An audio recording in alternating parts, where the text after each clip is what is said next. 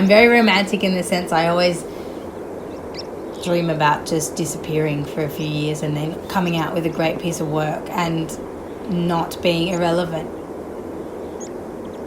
If you don't stay present and hungry, you may just completely fall off and there will no longer be opportunity.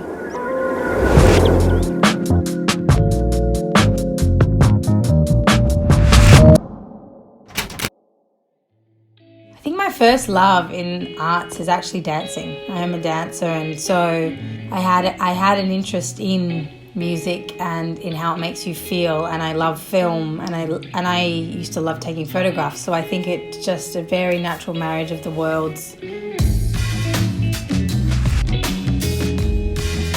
A dear friend of mine, Michelle Grace Hunter, who's a music photographer, came to me with a very simple idea in that, you know, she was really determined to celebrate women in music in Australia, and knew me and invited me along and said, you know, every time I do a photo shoot, would you like to come and interview these artists and speak to them about their experience? And I was, I think, quite naive or just unknown to the situation at hand, and maybe some of the stats that she was really passionate about, where there was lack of women across the board in the industry, like most arts industries.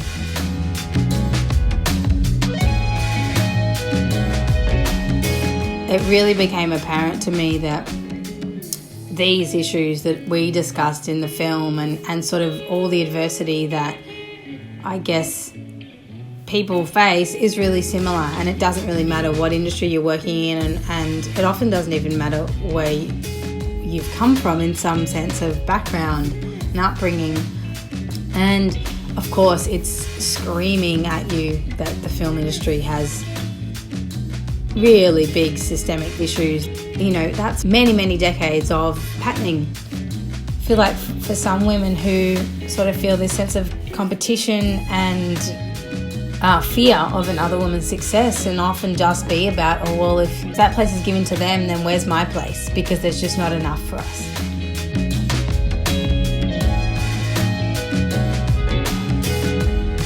We were probably about a year into interviewing artists, and maybe by then we'd spoken to 45, and in all my inspiration I just turned to Michelle and went, I really want to do a concert, you know, wouldn't it be beautiful to bring this group of women together to hang out and, you know, play music.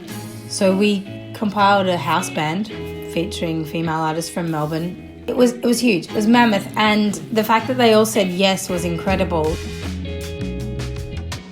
I remember sitting there feeling the buzz and feeling the warmth in the house, and really in myself thinking, wow, there's some incredibly special humans here. And that really clicked within me that what Michelle and I were actually doing was really about bringing community together and bringing that sense of belonging just through shared experience, through getting to be in one another's presence. You know, that alone, knowing that they are not alone, was a fundamental part of it. That was the most important message I could drive home, that women backing women and doing it all together.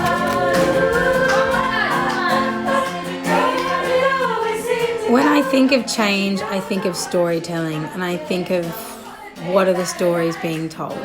What's the narrative that we're all listening to and watching? That's a lot to do with who's making the art and who's amplifying that art then.